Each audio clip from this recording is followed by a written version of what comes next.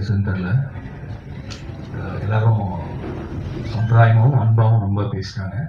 அதிலே போய் சொல்கிற ஒருத்தர் தான் நான். மேபி மாரிசுகார்ட்ட சொல்லியிருக்க மாட்டேன்னு நினைக்கிறேன். இந்த எல்லா ஃப்ளாவும் உள்ள எல்லா குறையும் உள்ள ஒரு சாதாரண ஒரு ஹியூமன் பீயிங் தான் நான். ஸோ 10 அசிஸ்டன்ஸ் ரைடர் பிடிச்சுன்னா 2 அசிஸ்டன்ஸ் பிடிக்காமல் இருக்கிறது வாய்ப்பு இருக்குது. இப்படி எல்லாத்துக்கும் ஒருத்தர் எப்படி நல்லவராக இருக்க முடியும் என்ற ஒருத்தர் தான் நான்.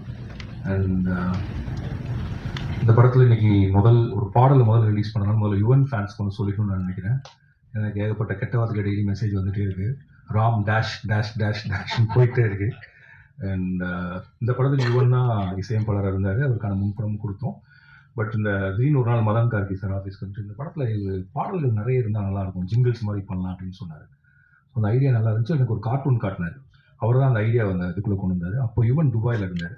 நாங்கள் விட்டு அந்த ஃபெஸ்டிவலுக்கு கிளம்பணும், பாட்டை முடிக்கணும். பட் அவ்வளோ பாட்டு அங்கேருந்து பண்ணவும் முடியல, என்னால் போகவும் முடியல. அப்போ எனக்கு தெரிஞ்சு கோட் அந்த மாதிரி 2-3 படம் யுவனுக்கு இருந்துச்சு. ஸோ இப்போ யுவன் சொன்னார், நான் பிஜிஎம் பண்ணிடுறேன், நீங்கள் பாட்டு மட்டும் அதை ஜிங்கிள்ஸ் தானே வச்சு பண்ணிக்கோங்க அப்படின்னு சொன்னார். ஸோ அப்போ எங்களுக்கு ஆபத்து வந்தவர் தான் சந்தோஷ் தயாநிதி. அண்ட் அவர் எனக்கு ஆனந்த யாழை மாதிரி ஒரு பாட்டு கொடுங்கலாம் கேட்காம, இந்த கதைக்கு என்ன பாட்டு அதை நான் பண்ணுறேன் எனக்கு அப்படின்னு சொல்லி தான் நம்ம என்ன கொடுத்தோமோ அதை பண்ணி கொடுத்தாரு. ரொம்ப நன்றி Santosh. And of course Yuvan fan, நானும் யுவனோட ஃபேன் தான். யுவனை மிஸ் பண்ணுறேன். யுவனுக்கு எனக்கு எந்த கான்ஃப்ளிக்ட்டும் இல்லை. இந்த படத்தில் யுவன் தான் பாட்டு பண்ணலே தவிர நான் பாட்டு பண்ண வேணாம்னு சொல்கிறேன். ஏன்னா யுவனுக்கு டைம் இல்லை. ஓகே, அதனால் இனிமேல் இந்த டேஷ்லாம் இது ஒன்று. அண்ட் ரெண்டாவது இந்த படத்தில் எனக்கு இந்த டேடி ரொம்ப பாவம் எனக்கு ரொம்ப பிடிச்ச பாட்டு. ஏன்னா அது கிட்டத்தட்ட எனக்கு எங்கள் அப்பாவை தோணும்.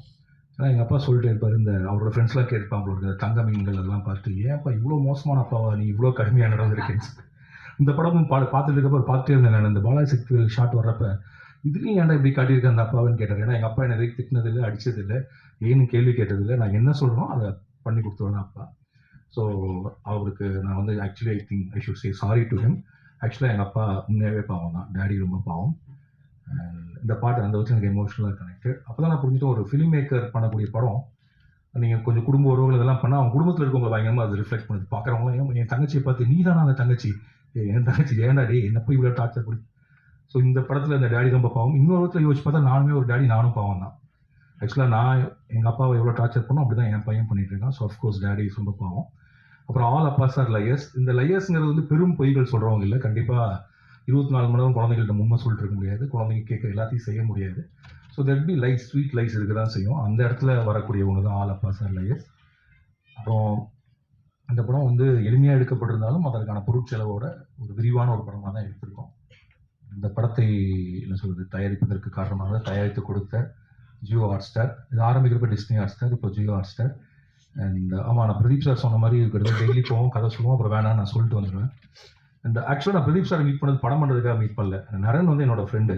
ஒரு நாள் சும்மா அவங்க ஆஃபீஸ் போனப்போ டீ சாப்பிட்றப்ப நீங்கள் ஏதாவது கதை வச்சுக்கலான்னு கேட்டால் அப்படி பேச ஆரம்பிச்சோம். நான் அவர் படம் அப்போ ஆக்சுவலாக நம்ம கதை பேஸ் பண்ணுறப்ப டிஸ்னி ஹாட் ஸ்டாரே ஸ்டார்ட் ஆகலை. நீங்கள் படம் பண்ணுற ஐடியாலே இல்லை. ஐ திங்க் அதுக்கப்புறம் தான் டிஸ்னி ஹாட் ஸ்டாரே ஸ்டார்ட் ஆச்சுன்னு நான் நினைக்கிறேன். ஸோ அப்போ அப்படியே பேசி அப்புறம் திடீர்னு ஒரு நாள் லாக்டவுன் அப்போ இந்த கதையை நான் சொன்னப்போ குட்டி சார் ஒரு ஜூம் காலில் தான் கேட்டார். 2-3 கதை சொன்னேன்னு நினைக்கிறேன். குட்டி சார் இந்த கதை பண்ணுவோம் அப்படின்னு சொன்னார். மேபி அவர் எதுக்கு செலக்ட் பண்ணாரு இன்னைக்கு தான் எனக்கு தெரியுது. ஏன்னா அவரும் ஒரு அப்பாவா ஒரு சின்ன கில்ட்டியோட இருக்காருன்னு நினைக்கிறேன். நிறைய டைம் ஸ்பெண்ட் பண்ண முடியல நினைக்கிறேன். ஸோ ஏதோ ஒரு விதத்தில் நிறைய அப்பாக்களுக்கு இந்த படம் பிடிச்சனால, எல்லாருமே அப்பாக்களா இருந்தனால. But Pradeep sir is bachelor. But இருந்தாலும்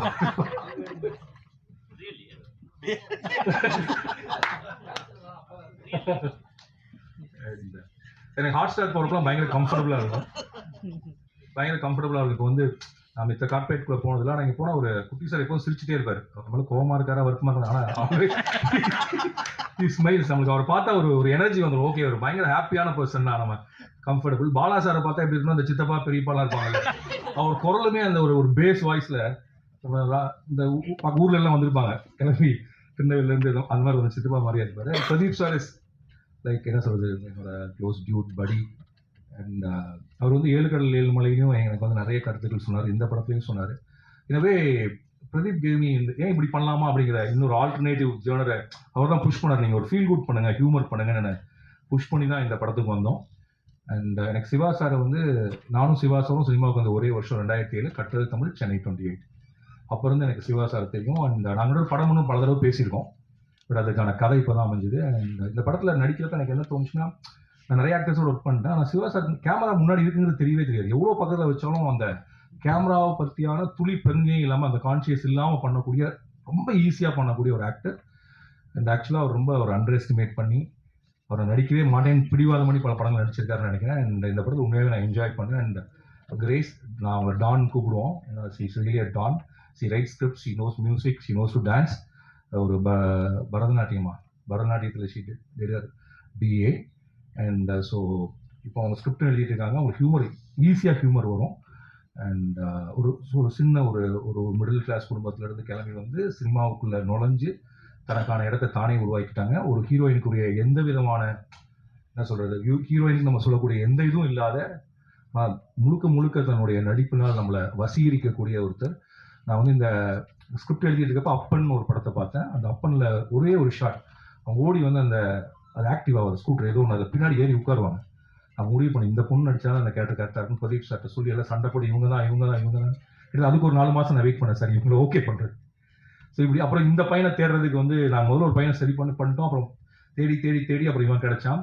பிரதீப் சார் என் பையன் நடிக்க வைக்கணும்னு சொல்லிட்டு இருந்தார். எனக்கு அவன் வேற படத்தில் வேணாலும் நடிக்கலாம், என்னால் என் பையன் டைரக்ட் பண்ண முடியுமான்னு தெரியல. அப்புறம் ரொம்ப செல்ஃபிஷாக ஆகிடுமோ நம்மளுக்கு ஒரு இது வேறு. அண்ட் அப்புறம் கண்டிப்பாக இப்போ இன்னொரு பையன் நடிச்சா மலையில இருந்தெல்லாம் சொல்லலாம், நம்ம பையன் நடிக்கிறப்ப அவன் என்ன சொல்லுவான் நம்மளேன்னு தெரியாது. ஸோ அண்ட் மித்துல், அன்பு, நாங்கள் அன்புன்னு தான் கூப்பிட்றோம். அண்ட் வந்து ஒரு என்ன சொல்கிறாங்க, நாங்கள் ஓட சொல்லி கொடுத்தோம், ஸ்விம்மிங் பண்ண சொல்லி கொடுத்தோம், வேவ் போர்டு ஓட சொல்லி கொடுத்தோம், ஃபுட்பால் ஓட சொல்லி கொடுத்தோம், நடிக்க சொல்லி கொடுக்கல.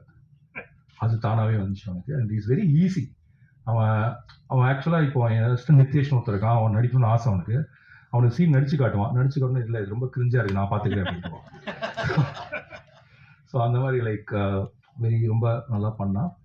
அண்ட் இங்கே இருக்க எல்லாருமே, அப்புறம் திங் மியூசிக் சந்தோஷ் ரொம்ப தேங்க்யூ. இந்த ஆல்பத்தோட நீங்கள் கொலாபரேட் பண்ணி இந்த ஆல்பத்தை நீங்கள் வெளியில் வர்றதுக்கு நீங்களும் ஒரு முக்கியமான காரணம். அண்ட் இந்த மாதிரி படங்களை சப்போர்ட் பண்ணிட்டே இருங்க. அண்ட் நீங்கள் தொடர்ந்து தமிழில் நிறைய நல்ல படங்களை, நிறைய கைண்ட் ஆஃப் ஒரு ஸ்டார் பின்னாடி இல்லாமல் மியூசிக் பின்னாடி இருக்கக்கூடிய பண்ணிட்டு இருக்கீங்க. நிறைய இண்டிபெண்டன்ட் ஆர்டிஸ்ட்க்கு இடம் கொடுக்குறீங்க. And I'm a fan of Think music.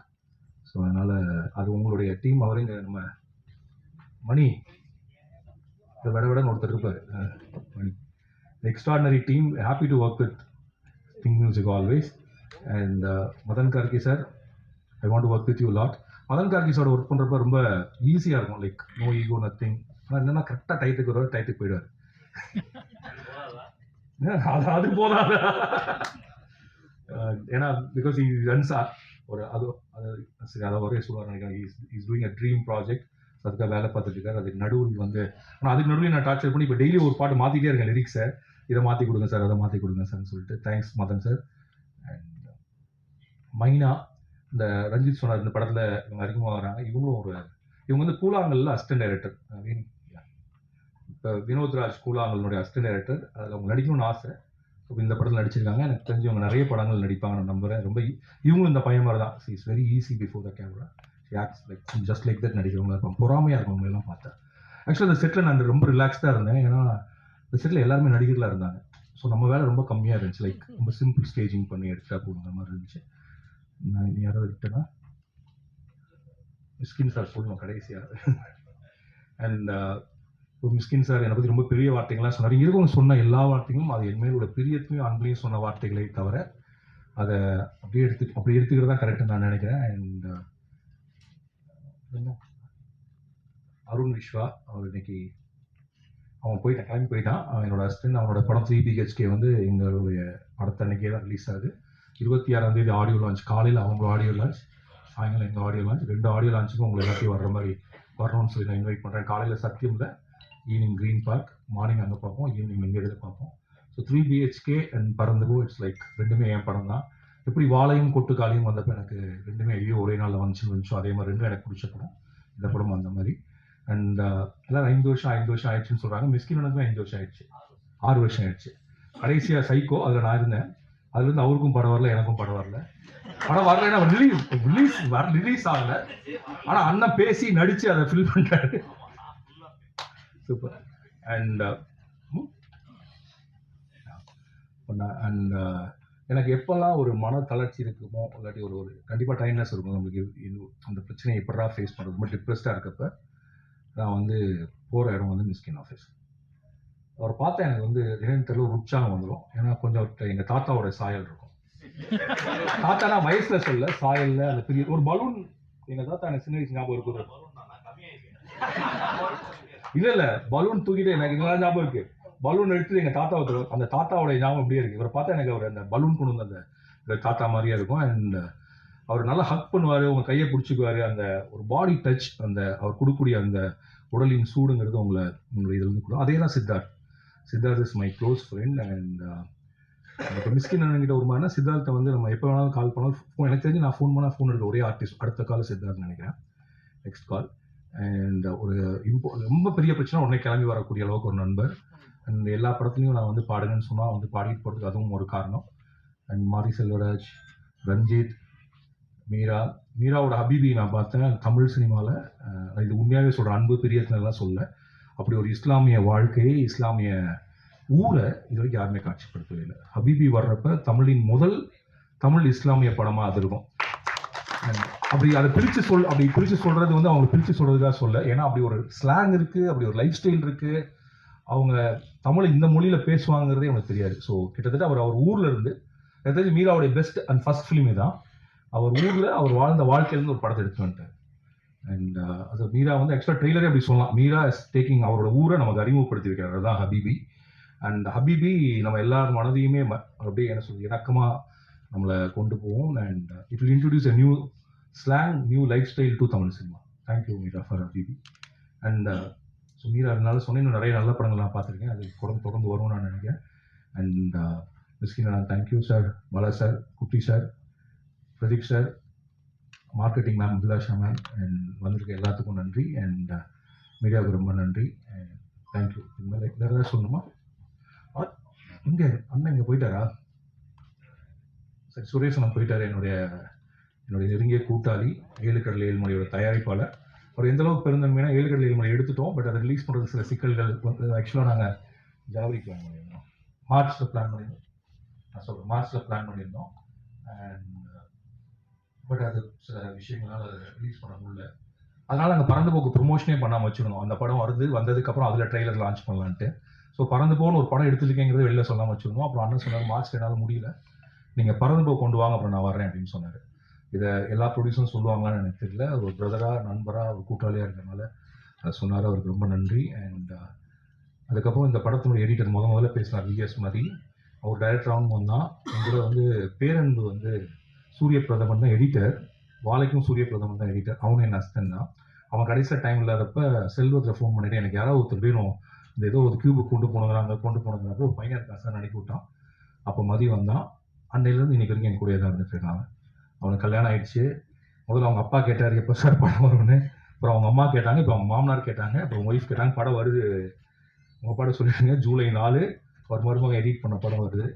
Mathi thank you. மதி இல்லாமல் லைக் இந்த 4 வருடங்கள் தாண்டி இருக்காரு. மதி தான் லைக் இந்த படத்துடைய கிட்டத்தட்ட இன்னைக்கு நைட் ஃபுல்லாக தூங்கல, ஏன்னா இங்கே ரிலீஸ் பண்ண கரெக்டாக தான் ரெடி பண்ணோம். அதனால தான் கண்ணு வந்திருக்கு, மற்றபடி வேறு எதுவும் இல்லை. Thank you. And cameraman sir Ekambaram sir. And Ekambaram sir இன்னைக்கு இல்லை, ஷூட்டில் இருக்காரு. வழக்கம் போல் எல்லா கேமராமேன் பிஸியாக இருக்க மாதிரி தான் அவரும் இருக்காரு. அதனால கலர்லாம் நம்மளே பண்ணிக்க மாட்டேங்கிறீங்க. அப்புறம் இந்த படத்தை ஜூலை 4 திரைக்கு கொண்டு வரக்கூடிய ரோமியோ பிக்சர்ஸ் மிஸ்டர் ராகுல், அவர் படம் ரொம்ப பிடிச்சிருந்துச்சு. இது வரைக்கும் என் படத்துக்கு வந்து ஒரு பெரிய ரிலீஸ் அப்படிங்கிறது கஷ்டப்பட்டே இருப்பேன். ஃபர்ஸ்ட் டைம் என் கூட ஒரு கரெக்டாக ரிலீஸ் பண்ணக்கூடிய ஒருத்தர் கிடைச்சிருக்காரு. And I hope you will take the proper theatres, will come to the proper screen நம்புறேன். அண்ட் அவர் அது மட்டும் இல்லாமல் அவர் இந்த படத்தை பார்த்து கொடுத்த வேர்ட்ஸ், கொடுத்த சப்போர்ட், அதுக்காக அவர் எடுத்துக்கிட்ட அந்த எக்ஸ்ட்ரா எஃபர்ட் எல்லாத்துக்கும் ஒரு புதிய உணர்ச்சியை கொடுத்துச்சு. அண்ட் இதுக்கெல்லாம் தாண்டி இந்த படத்துடைய மிக முக்கியமான இன்னொரு ப்ரொடியூசர் ஹஸ்பண்டோட ஃப்ரெண்டு மிஸ்டர் ஜிகே ப்ரொடக்ஷன். அவங்க 3 பிரதர்ஸ், அவங்க 3 பேர் தான் அந்த படத்தை தியேட்டருக்கு கொண்டு வராங்க. அவங்களுக்கு என்னுடைய நன்றி. அண்ட் இதெல்லாம் தாண்டி நான் எதாவது சொல்கிறது தான் மன்னிச்சுக்கோங்க. அதோட முக்கியமாக அஞ்சலி வரப்போ அஞ்சலி சொல்லிக்கலாம். தங்கமீன்கள்லேருந்து என்னுடைய படத்தில் உதவியாகவும் இந்த மாதிரி நிகழ்ச்சி நடக்கப்போ என் கூட வந்து நிற்கிற அமுதன் கருப்பையா, அஞ்சனா கிருஷ்ணகுமார், அண்ட் அதுக்கப்புறம் இந்த படத்தில் வேலை பார்த்த என்னுடைய எல்லா அசிஸ்டன்ட்ஸ் அனைவருக்கும் நன்றி. வணக்கம்.